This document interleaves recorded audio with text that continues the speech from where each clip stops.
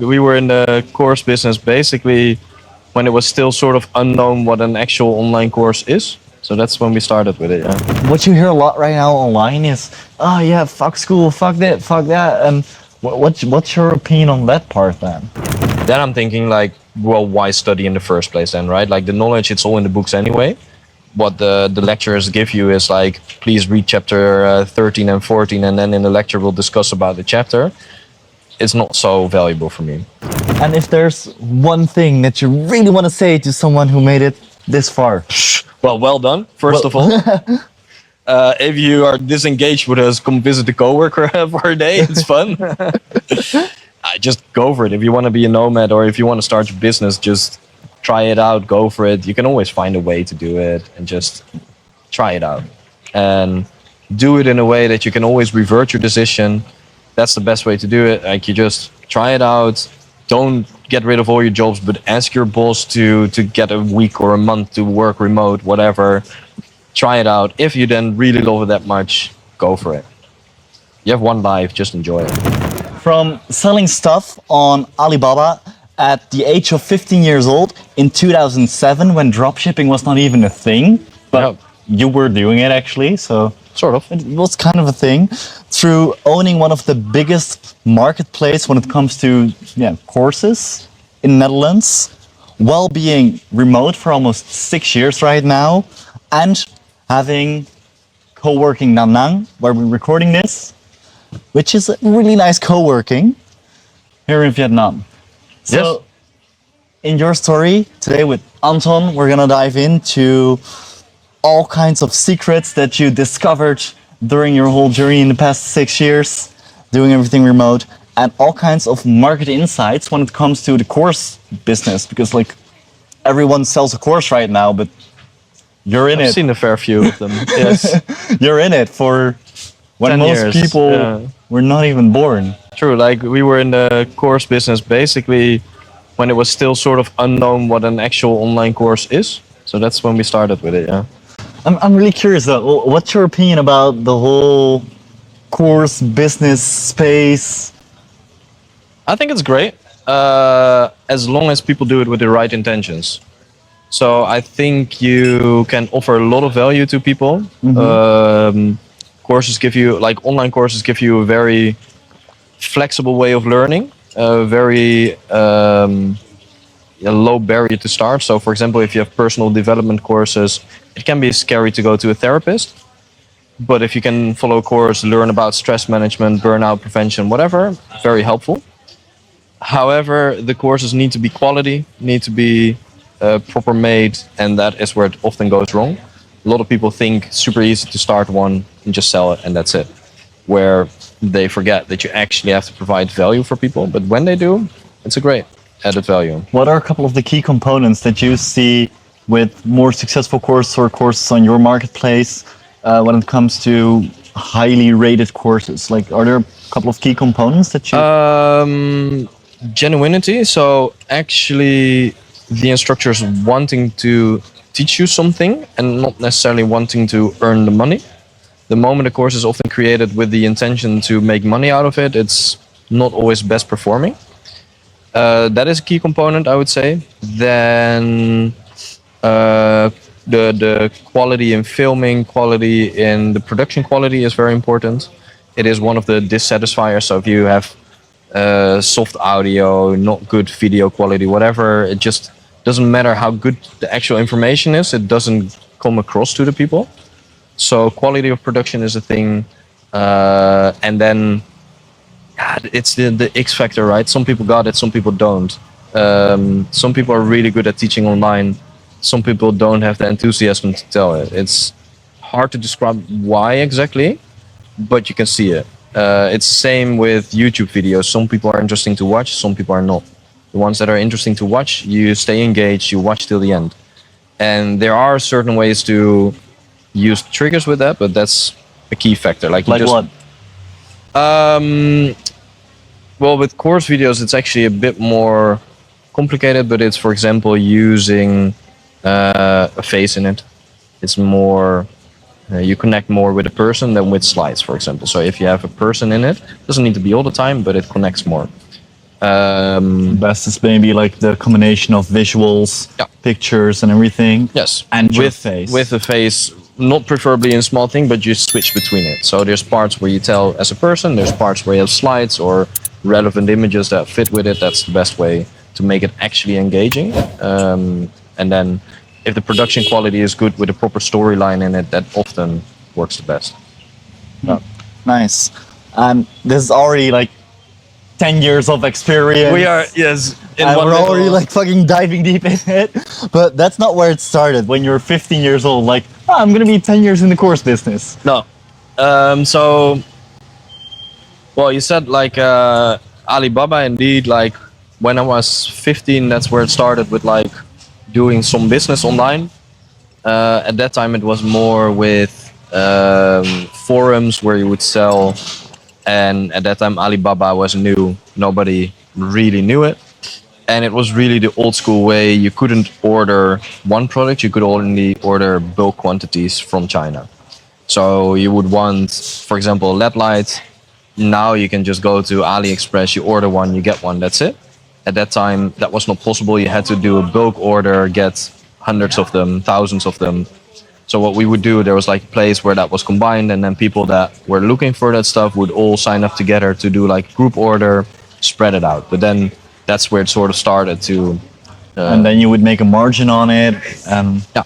Yeah, you make a small margin and then you sell more, and yeah, then that's how it started with trading a little bit and Just a buying and nerd on selling. the internet. Like, Just a nerd on the internet, enjoying the game a little bit. Yeah, that's interesting because like the enjoyment of the game is something that comes along in your story a lot.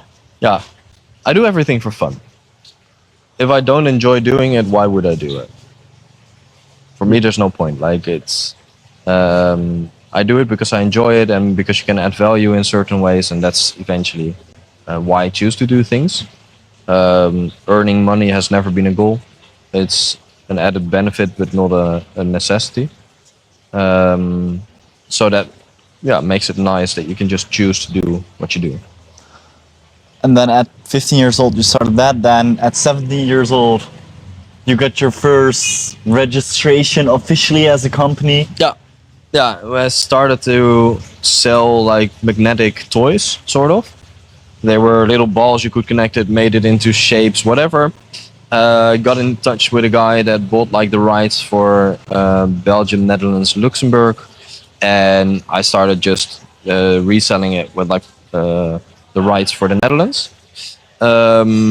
Yeah, so that was my first registration. To be honest, I still had no clue what I was doing. I was still young. I was like 17. You just try out some stuff, but you have no clue. But it was fun. I think you just accidentally dropped like a golden nugget there, because You just try out stuff. you just try out stuff. Most people, like, even though you're in the course business, like, most people consume like a shit ton of courses, but they don't actually do stuff. No. I would say eventually doing is the biggest part. Get some basic knowledge and then start doing it is my personal approach that I prefer. But to get the basic knowledge is definitely follow a course. But stick to one or two and then just go for it and start it out and go for it. Yeah. Make some mistakes, because when you were 17, you started in college. There you studied business administration. Yeah. And after that, you did a master in entrepreneurship. Yeah. So there you also have like the course knowledge, the traditional school system. Yeah. When you were 17, you also started working at the startup, right? A little bit after that, I think when I was 17, I started with my own little side hustle business, whatever it was. Then at 18, I went to study, started with business economics. So it was a very mathematical approach to business, basically. Did not enjoy it whatsoever. Like, you just basically doing mathematics the whole time. It wasn't really what I liked doing. So after a few months, quit that, and then at some point I got in touch at some people that were starting a startup. I think maybe it was like 19 or something around that time, and then I started working in that startup for a while. What kind of startup was it? Basically, Groupon with a focus group on students. That's it. So a deal site, daily deals for students. It had a niche, it had a targeting, and that was what they were doing. And yeah, that was an important learning school for me, I think, on how to run a business, what to do, what not to do. Why? Because I could see from close, like I was very, like I didn't know the founders until I got in touch with them through that company. So they were not friends before or something, but very quickly they engaged me with the higher level stuff, from business plans to finance to growth plans, attracting investors, whatever. And yeah, then you just see how things are done. And learning from how other people do is, for me, a very effective way in general.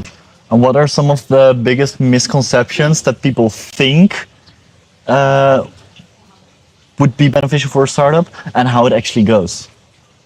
Because you were alongside it. Personally, I hate this whole concept of startup scene and funding and Series A, B, C investments. I hate it.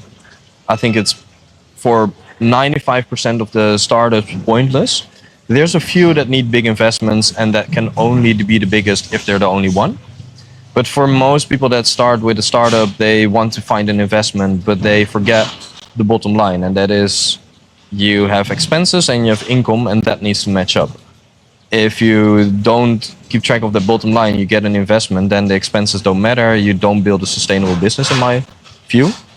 So this aim for finding an investment, in my head, is not a very good thing for startups in general. I think there's a big misconception on people assume that people that work for a startup know what they're doing. Most of the times, nobody has a clue. They're just doing stuff. And the big difference from non-startups is they just do, instead of wait and try to explain why something is happening. They just try and see what happens. I think that's the big misconception that people have.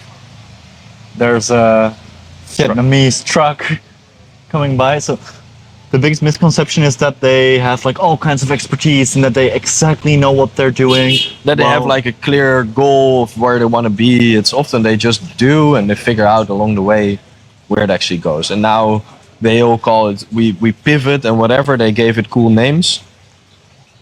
But eventually it's just, you have no clue what you're doing. You just go a direction. Turns out it doesn't work, or a different thing works better. You just switch directions, and we can't call it pivoting. We can call it any cool way, but it's eventually, as a startup, you just don't really know what you're doing. That's the thing. And you're just learning. You're just learning. And that's what I see with my own startup right now as well. It's like, okay, I think we need to do cold outreach there. I think we need to do that. I think it's just, you have no clue. You you're just have to guessing try. And you're just doing shit. And then. But this is the thing. I think the main important factor is that you have to just do it and see what happens.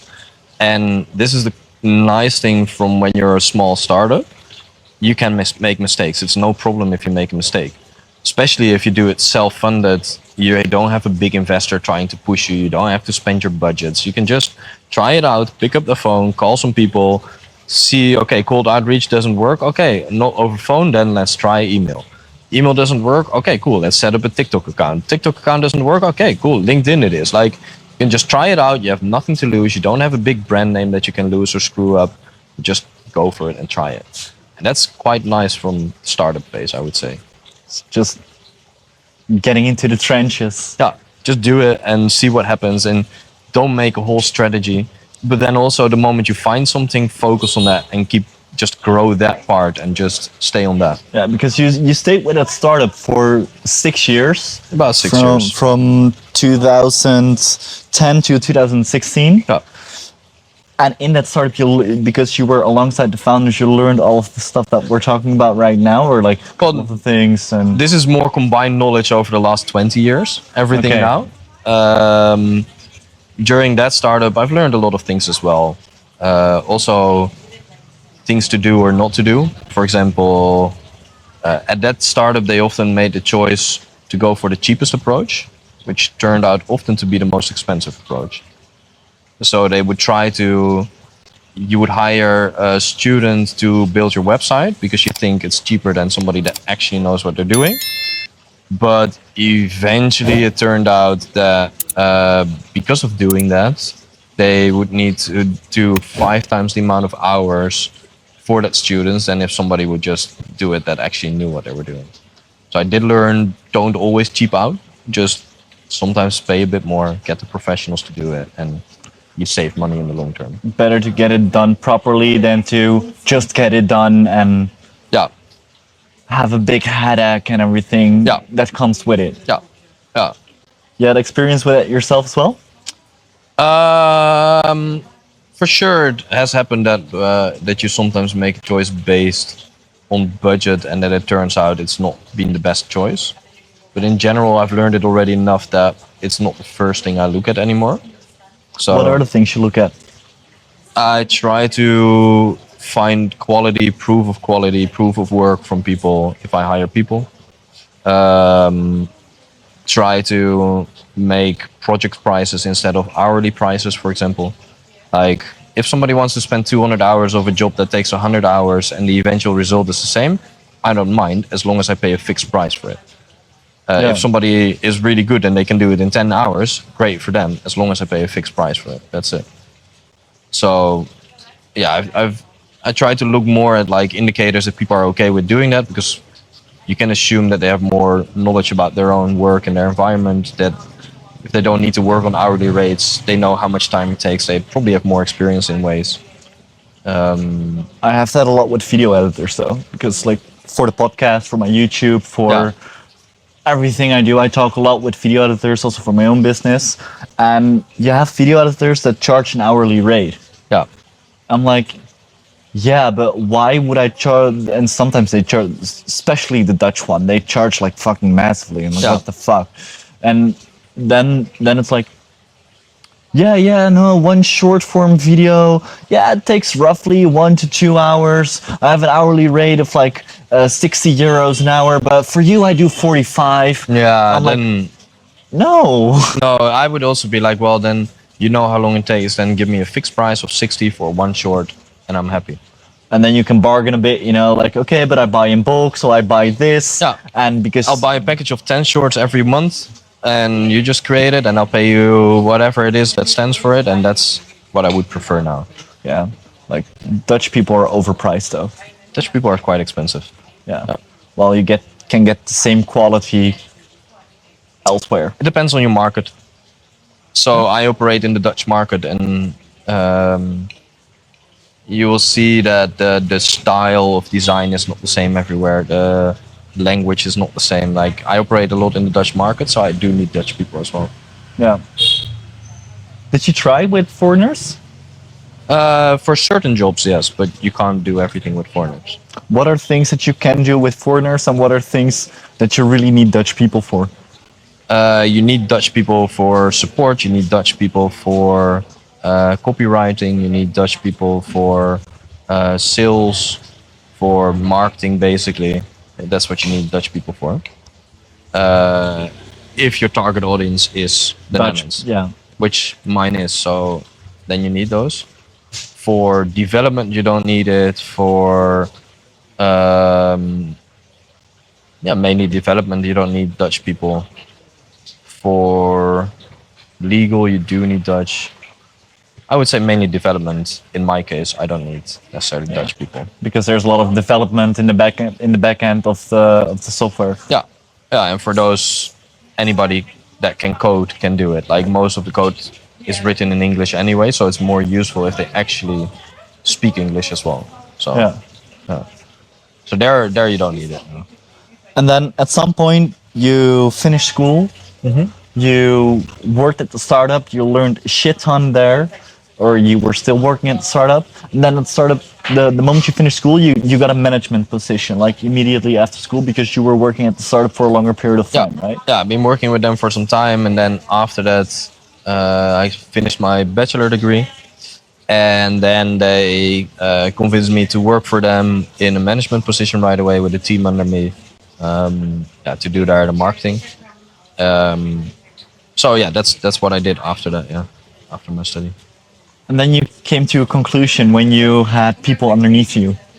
Yeah. So basically, what happened during the time is I was doing the marketing, and I had a lot of theoretical knowledge. I knew who we should target, what our global target audience was, what our growth expansion ideas were, whatever. I could come up with all those things, was no issue.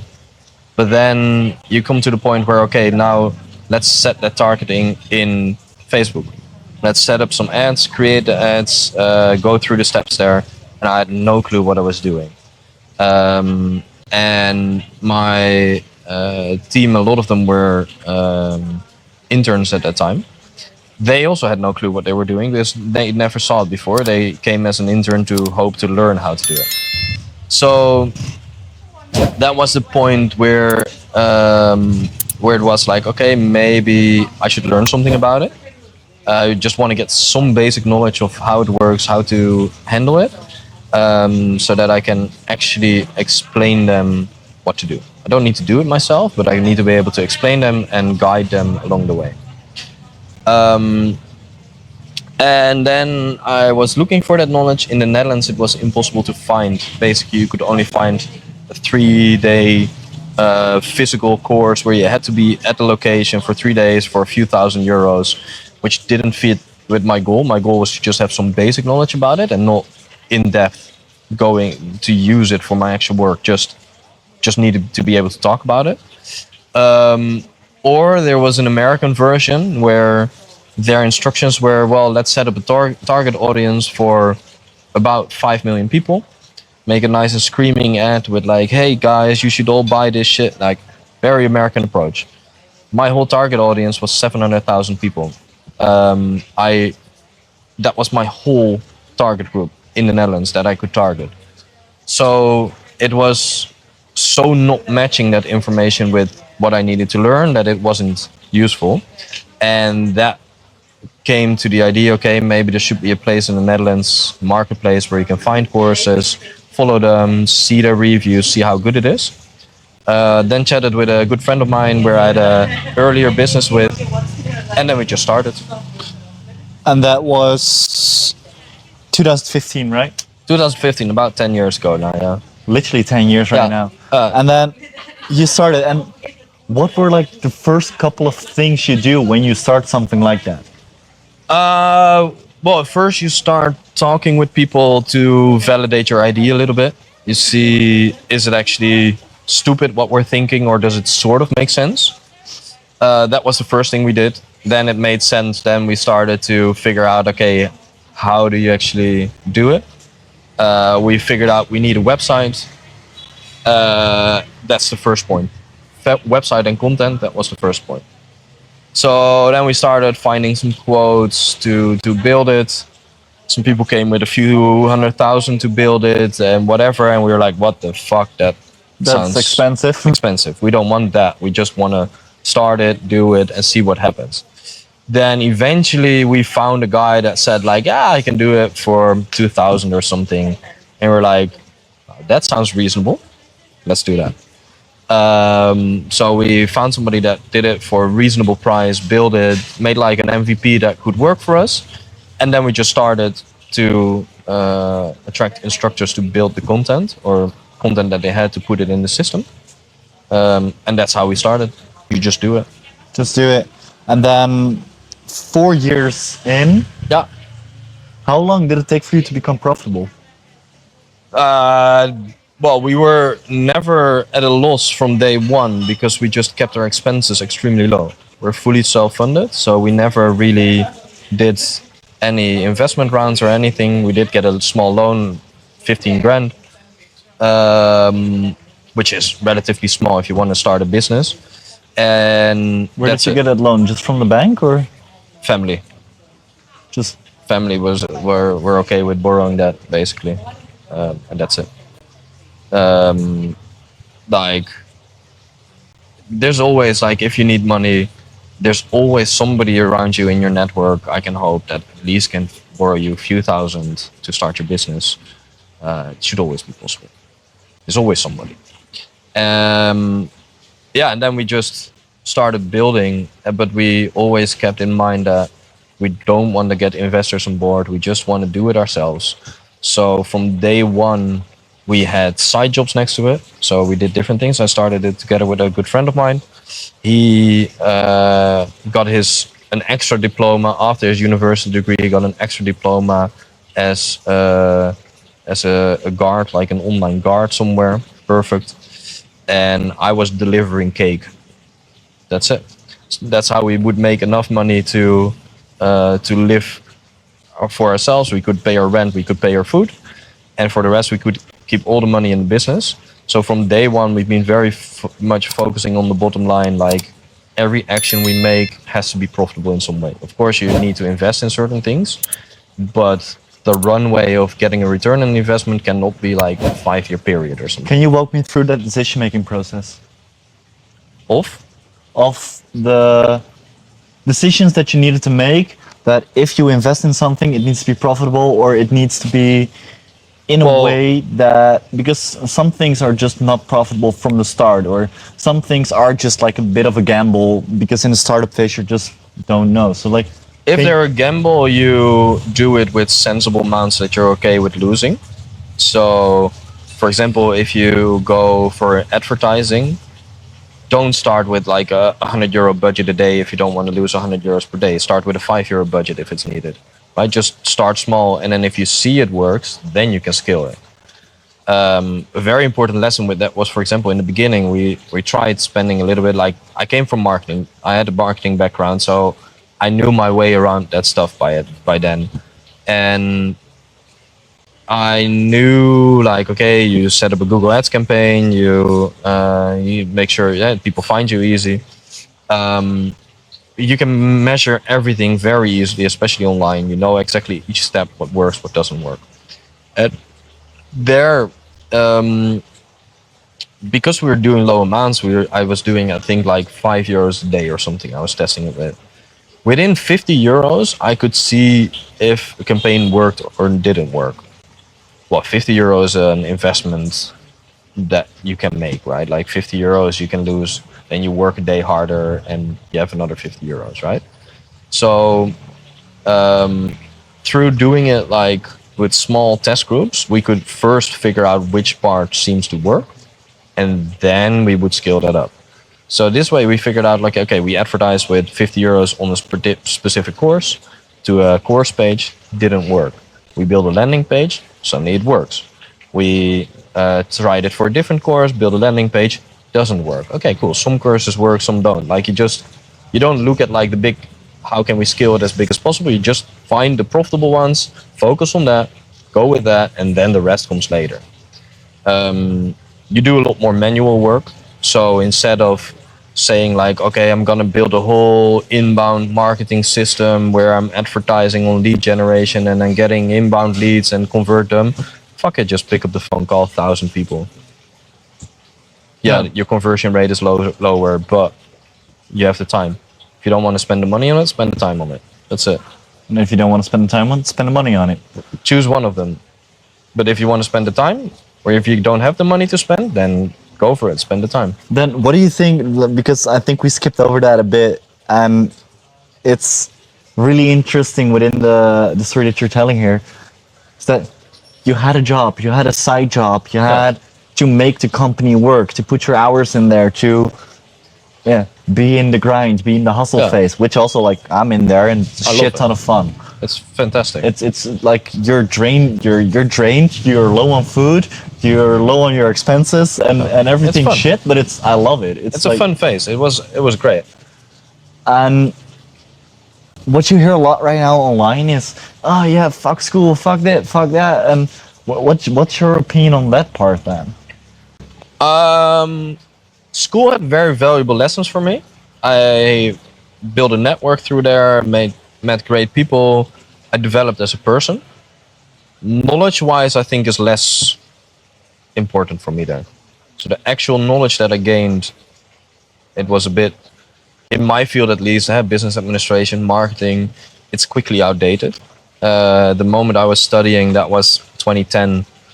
Yeah, you haven't like, TikTok didn't exist. An iPhone just got released. Like the whole way of doing things, it just changes so quickly that it is sort of the field couldn't keep up with the actual changes. So the actual knowledge that we gained, I think, not the most relevant to me, but to grow as a person, to build your own life, I think it was very important. So for me, for example, I do not see the value in people that would stay at their parents. In the Netherlands, this is common, right? Like you study, then you go live in a room in a shared in a dormitory, whatever, and then you go study, right? Nowadays, you see a lot of people that decide, well, that's too expensive. I stay with my parents and I study while I'm living with my parents. Then I'm thinking like, well, why study in the first place then, right? Like the knowledge, it's all in the books anyway.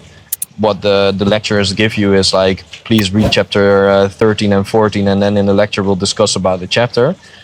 It's not so valuable for me. But going there, being there with friends, figuring out what you do in your life, that is an actual valuable thing. Having the freedom of not living home anymore. Making your own mistakes, doing the things that you shouldn't do, but still have some sort of responsibility with it. I think that's... Yeah, because for my parents, if you see this, all good. But from the moment I started living on my own, being in theater school, I smoked a shit ton of weed. Yeah. And I couldn't do that if I was living at my parents' house. And now I don't smoke weed anymore. But I had that phase where I smoked a shit ton of weed, and I had that freedom of getting drunk and that kind of shit. You need to have that phase. Like, I think it's for everybody important, if it's whether it's smoking weed or focusing on exercise or whatever, going to party every night. Like, you need to have a phase where you just do things that in the long term you won't constantly do, but there needs to be a phase that you do have the opportunity to do it and to develop yourself into the person that you want to be, and not necessarily that your parents want you to be. And I think you hit like the nail on the hat with that, because when you stay at home, stay with your parents, you're consistently influenced with them. They don't do it on purpose or with any negative like, intentions. It's always great. They do it with the best intentions. My parents were great. I love them. But still, as long as you stay home, you can't do things exactly the way that you want to do it. You can't make the mistakes that you need to make yourself. Like, you need to go through those things to eventually evolve into your own personality. And for me, in that way, university has been a very important role in that. It has been a big part of evolving myself into the person that I am now. But the studying itself has been a smaller influence on it. Yeah. But if you would ask me, would you do it again? I would. Fair Even enough. though I wouldn't say that I use a lot of the knowledge that I gained, I would be a student again. Yeah. And it's also a fun phase. It was a great time. It was a fun phase. It was a great time. I mean, It was very fun. my student phase was a bit shorter than yours. I took my time. I took about 10 years. Yeah. Yeah, I took maybe 4 in Yeah. general. Just I took my getting time. kicked out and shit. But I mean, being in Vietnam, recording this podcast, can't complain here. No, So- it's not bad. And then I'm curious though, because after 4 years having a company, it became profitable. Like then at some point. Well, I don't. So I think it took 3 years before we paid ourselves salaries. It took, I think, 3 years. We were paying employees before we were paying ourselves. Because we believe, like, well, for us it's a long-term game. For employees, they need to get their money now. They don't have a company that they can eventually sell or earn like long-term money with. So that took about 3 years. After 3 years, we started to pay ourselves, and that was just bare minimum that we needed to survive. In the Netherlands, I was a student anyway, so I knew how to be semi-smart with money. As a student, you're also stupid with money, but still, I knew how to live on a budget. Yeah. It's like their measuring sticks is like packs of cigarettes and shit. Or, Yeah, it's or like crates of beer. How many crates of beer? Like, I could still buy my crates of beer, but I would look at like which is in the bonus at that time. Like, where do you get a good promotion, right? Yeah, where do you get the good discounts in the supermarket? Exactly. So you would do all those kind of things. So I could live off like quite a small amount during that time as a student. Like I just could continue my lifestyle like that, and then at the same time work fully focus on the company and just grow it that way. And that was for like a year and a half that we did it that way. Had our office in Amsterdam, and it was going fine, but the daily life just became a bit boring to us, to me and to my co-founder. Luckily, we had the same feelings with that, which is lucky to have and lucky to find that you and your co-founder look the same way at how you want to do things. So basically, at that point, we heard a little bit. Digital nomads wasn't really a term yet, but we heard about people that would just work remote for a while. So we were like, well, let's just try it out. Let's just pack up our car. We throw our screens in there. We take our laptops with us. Me and my co-founder and an employee, we would just go down to the south to Spain. We all jumped in our little Fiat Panda at the time, and we would just go. Those guys, they both were like almost 2 meters. I'm 180. I'm a little bit shorter, but they're both 2 meters. And in the car, fully packed with screens, you couldn't fit like a smallest thing anymore. And we just went there, went to Valencia, stayed there for 2 months, loved it. For work, it was great. We went there with the idea like, if it goes wrong, within a day, I'm back in the Netherlands, right? Like if it impacts work too much, if it impacts the business too much, within a day, we just move back to the Netherlands and it's fine. You just go on the way it was. You try, you lose. It's fine. We came there. We loved every bit of it. We very quickly made a group of friends there. We had a great time around. We were doing a lot of stuff and we're able to do a lot of work still. Like we could still find our focus time. We would still be at the office every day at 9 o'clock until like 6 p.m. But then the great thing was we were suddenly motivated. Like before that, we were motivated as well because you build your startup. At some point, like the daily routine, it just becomes a routine. But now we're like, fuck, this lifestyle is awesome.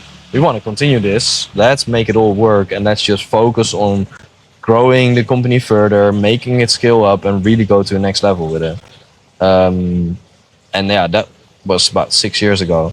We went in like the start of the year, January, February, somewhere there, with the idea that maybe then at the end of the year, in December, we can maybe do another trip. We went January, February, came back in mid-March or April or something. 2 weeks later, gone again. We're like, this is it. This is it. We're this out. is how we want to do it. This is how we want to do it, yeah. What are some of the biggest challenges of doing everything remote?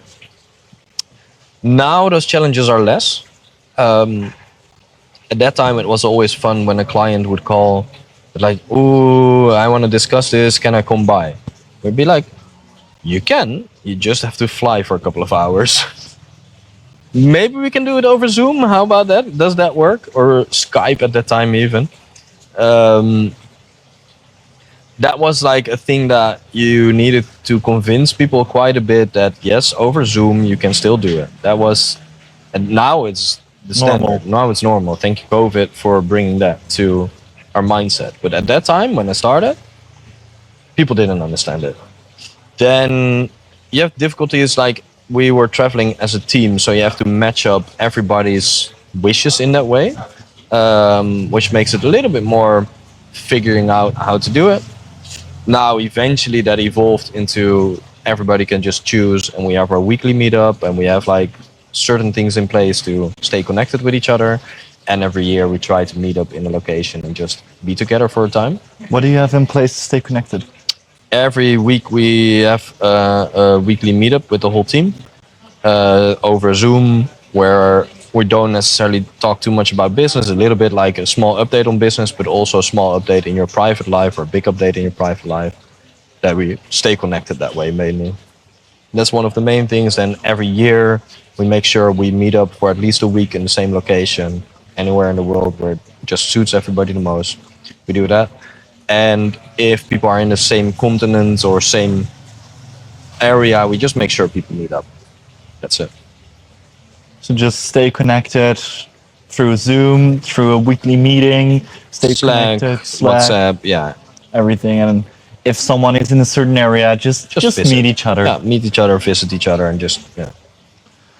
So, how do you balance out the working remote and the traveling part? Because how do you balance out like actually working and all the benefits of not being in your own country, traveling and For me, that's very easy. It is the way that I can do it. So if I wouldn't do the work, I wouldn't be able to do the traveling. So I'm willing to do the work because otherwise I can't do the traveling. So in my head, it's a very logical way that you have to do the work, you have to put the effort in, because otherwise you can't do the traveling. So I don't necessarily need to balance it. I need to make sure that this balance that there is needs to continue. And the only way to do that is to put effort in your work. And that's it. And what mistakes did you make within that? Sometimes you focus a bit too much on work. True that. I think like it's okay to do sometimes a little bit less work. Sometimes it's difficult to allow yourself to not work because you feel like you have to do always more work to be able to keep on going. But sometimes you have to allow yourself to, okay, now you just don't work for a couple of days, or you're not effective that way. Okay, then just don't work for the day. Like giving yourself that freedom and rest to not work is one of the most difficult parts and things that I needed to learn in that way. And what are also some challenges, like we talked about that up front, that came into building the company that you did not expect, especially in like the course business that you were in? There's been a lot of challenges. One of them was like in the beginning, in the beginning phase, we did maybe 1,000 in a month. That was great. When we would do 1,000 revenue in a month, we were happy. And then you start to grow, and like when it's 1,000 in a month, if you make 800 euros or 600 euros or 1,200 euros, it's all just minor fluctuations. You don't really think anything of it until you start to grow, and it grows and it grows, and your expenses grow with it because you keep reinvesting all the money to grow it. So you just try to keep it growing the whole time. Then you're doing 20 grand a month, 25, 30, and then suddenly it's summer. And then you didn't realize that online courses are actually a seasonal business. And in the summer, it can drop with 70%. And you didn't think about that. So all your marketing expenses are running, everything is running, and suddenly you go from 20 grand to 5 grand. But you have not been in the business that long to actually have a substantial buffer. So it's suddenly you see your bank account going and going and going, and you're like, oh, fuck, this is not going the way it should go. Luckily, the summer in the Netherlands is never too long. That's the great thing. We don't have that many good summers. So luckily, after a month or two, but it's scary as fuck at that time. The first time that happened, it's like, fuck, you're really losing a shitload of money in those months that you didn't prepare for, and you come to like an almost zero balance. And like, fuck, was this the big mistake that killed us? Is our assumption that this is now a seasonal thing correct, or are we just screwed? Because you don't know that the first time. How does that eventually evolve? You just have no clue until it's September, new school year starts, and suddenly it picks up and you have peak season, which build up the capital a little bit again, so we could continue with it. Yeah. What are some other mistakes that you've made?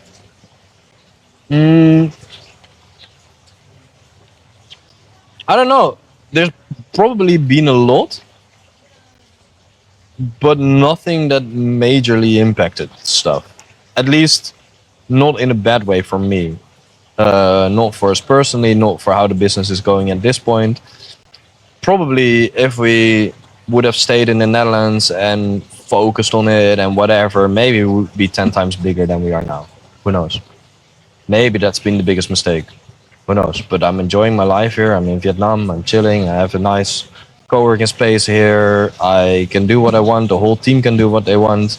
Everybody works remote. Everybody travels as much as they want. We can all work 4 days a week. We don't need to focus on just growing the business and earning as much as we can. it's worth it. No matter what we didn't get with it, it's worth not having it for me. Because you have the freedom. I have the freedom that I want, I have the flexibility that I want, and I'm still adding value in my professional life as well. So it's not just I'm sitting on the beach the whole day, I can still add value, I'm still helping with educating people. It's still a business where you do a lot for other people. Like it's like we have a marketplace for courses, right? So we help instructors by selling more. They put effort in creating something, but marketing is quite a difficult thing. They don't know how to do it. We help them with them. We make sure that they have an income. During COVID times, we had employee or self-employed people.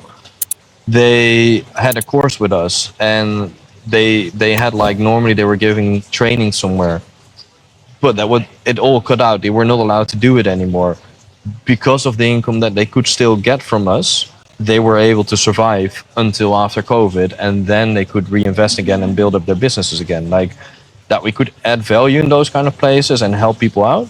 At the same time, you provide education, people learn shit. It's great. It's a win-win-win situation. At the same time, I can live my life the way I want it, so it's perfect. And there was also another thing that you said in the conversation up front, because there were like a lot of competitors that came to the market, Yeah. a lot of people who tried to get you out of business or whatsoever, call it however you want to call it. But after 10 years, you're still in business Yeah. and they're not. And then I asked you, like, what's the secret about that? And you had a really interesting answer. Yeah, I think our secret is that we didn't go for an investment and we didn't want an investment. So we built everything from the ground up with, from day one, the bottom line in our minds. So everything you do is not based on a decision on how to get a new investment, how to grow as quick so that we hit a new milestone so that we can get a new investment. But it's all built up with the idea what makes the most sense for the business in the medium and long run. Luckily, both me and my co-founder, we have never started it with the idea of like we need to make money out of it or we want to be rich with it. We don't care. We just want to do things that we enjoy. We want to do things where we add value, and that's what we care about. So we were able to make choices that were more sustainable in the long term. We didn't have to put money into ads that don't work just to squeeze out a few email addresses or whatever. No, we could just go for it. If it doesn't work, we don't do it. If the calculations don't make sense, we just don't do it. And the other ones that started during those times, often they did have like an investment behind it.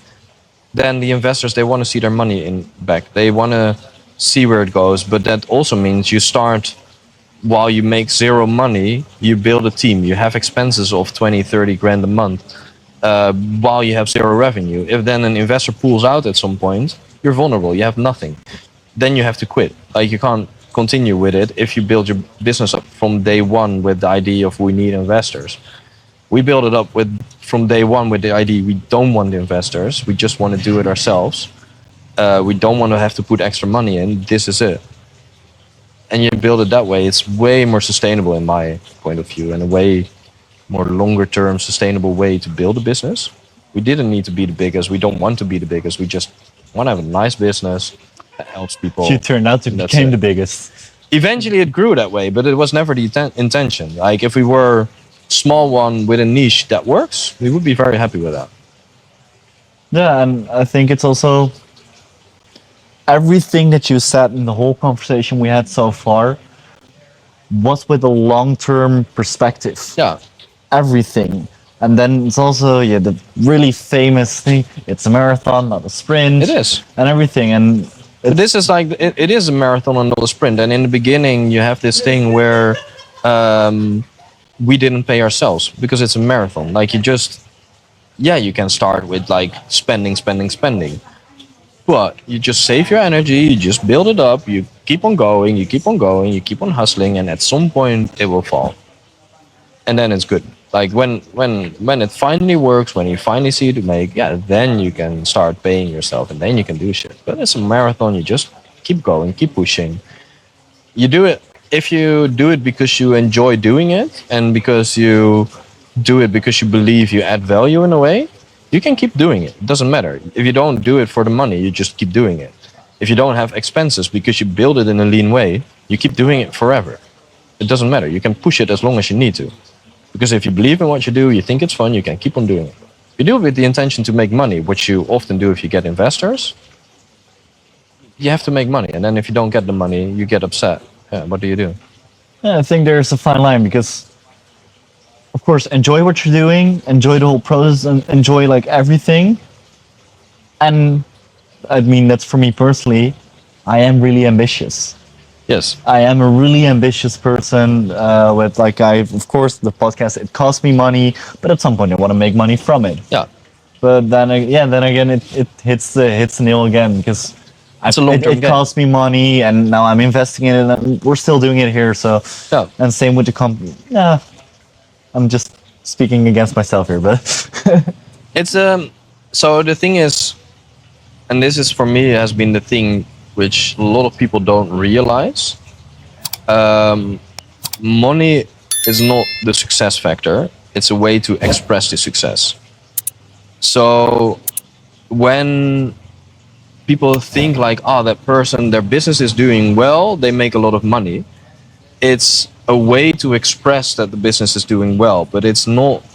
In general, most people that run the business or care about the business, they look at, well, how many people am I helping? How many students do we have? How many instructors are happy with us? Like they look at those factors, and eventually it corresponds with the amount of money that you earn because it's often very easily linked together. If you have a lot of students, you have a lot of money. Like it all links together. But it's not eventually the goal. The money is not the goal. The success is the goal. But the way to express the success is through money because it's just the easiest way to express it. money is an outcome, not a goal. It is. Yeah. Yeah, and I think that's for a lot of entrepreneurs, a lot of starters, a lot of ambitious people. They sometimes forget this part. Yeah, They sometimes start to focus on the money and then you see it go a different direction often.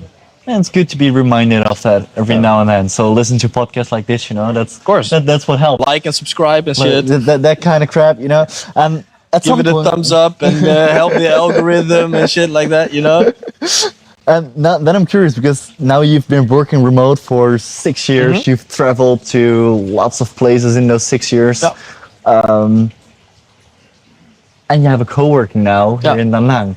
What was for you the turning point to say, okay, let's have a co-working. That's cool. Let's. Yeah, there was not really a turning point. We decided it in 2 days. We saw this place and we thought it's fabulous. Let's go for it. That's literally how it went. Yeah, because you have with your wife. Yeah, Wife. with my wife.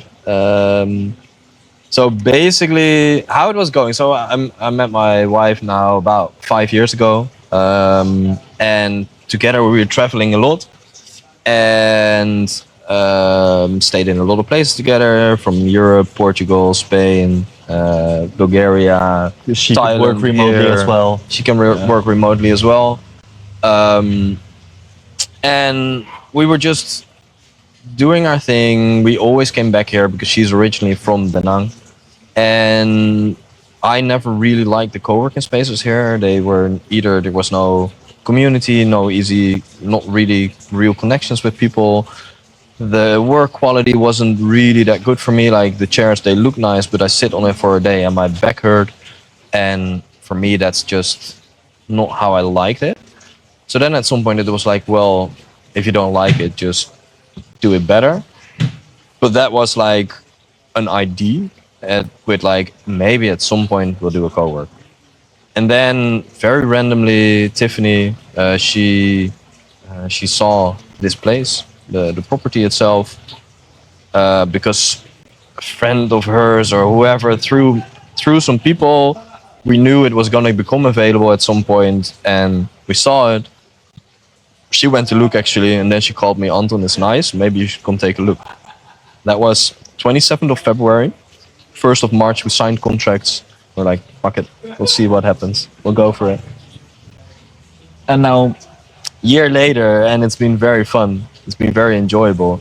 The thing is, we were looking already a little bit to have a little bit more of a base. We've been traveling a lot. We wanted a little bit more of a base and just stay in the location for some time. And then we did it, and we love it, and we still enjoy it a lot. It's very fun. Like we're A lot of people, they have to travel around and put a lot of effort in meeting new people. For us, they come to us now. It's great. They come here and we get to meet all the same people that a lot of people have to put a lot of effort in, and it's a fantastic way. Yeah, or just go to a co-working when you go somewhere. Exactly. That's also the magical thing. And it's a nice co-working though, because you have a lot of the components that you miss at other co-workings, but Yes. that's basically because you experience. I've been Missing in it. co-workings for 6 years by now. Like I went always to co-working. For me, like that's one of the things. Like for me, I was still having serious businesses that I needed to attend. So I would be in a location traveling, but I can't work from a hotel or an Airbnb. That's just not sufficient. I need to work from an actual physical location that makes sense, like an actual co-work space that helps me to get my work done. But then I've seen good ones, I've seen bad ones, I've seen which elements work, which elements were terrible. And then we saw this place and we thought, well, here we could actually combine it to the way that we both think is the way how it should be. Having a community, having connection with the local environment, having doing something good. We go help charities, we do stuff around, have a fun place, and still have a quality work environment with proper ergonomic chairs, decent internet. Like everything needs to work well. And we could combine it in here, and we're like, well, then why not? Right? What can you lose? It's fine. So what's next? What's next? Well, now we're here. I don't have any long-term plans. For now, I'm enjoying this. Think the goal for the coming time is to find a little bit more balance in not working again. So before the co-work, I was doing 4 days a week of work and then 1 day a week of just nothing or projects or whatever. Now with the co-work, it switched back a little bit more to 5 days again, because when you're at the co-work, you're so often distracted with things that I added an extra day of work again. But I think finding the balance again and changing that, I think that's a goal. And for the rest, time will tell. Every time I made plans, it changes in a week after it. So we decided for the co-work in 2 days. Who knows what we decide in the next 2 days? I don't know. Fair enough. Just live life. Live life and enjoy the things you do, and always make the decisions that make the most sense at that time. And then if they turn out to be wrong at the end, well, at that time with the knowledge you had, they were good, so you can't regret it. It's great. I love that sentence. That's good. At that time, with the knowledge you had, they were good, because else you wouldn't make a different decision. I love that. Yeah. And if there's one thing that you really want to say to someone who made it this far, Well done, first of all. If you are disengaged with us, come visit the coworker for a day. It's fun. Just go for it. If you want to be a nomad or if you want to start your business, just try it out. Go for it. You can always find a way to do it, and just try it out.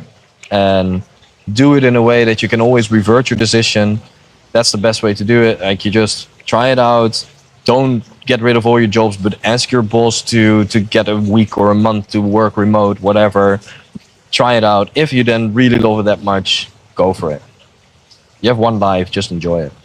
and then like, subscribe, Also, share that. share the knowledge and cut out the parts and throw it on TikTok and everything and make it famous, you know? Yeah, because then I don't have to do it, because it takes a shit ton of time. Even though the software is developing in a way that it will get the timestamps, and not for now. But thanks for watching, and I really enjoyed the conversation. Me too. It was fun. Thank you very much. Thank you. Good luck with editing. Good luck, Abdullah, and ciao. See you later.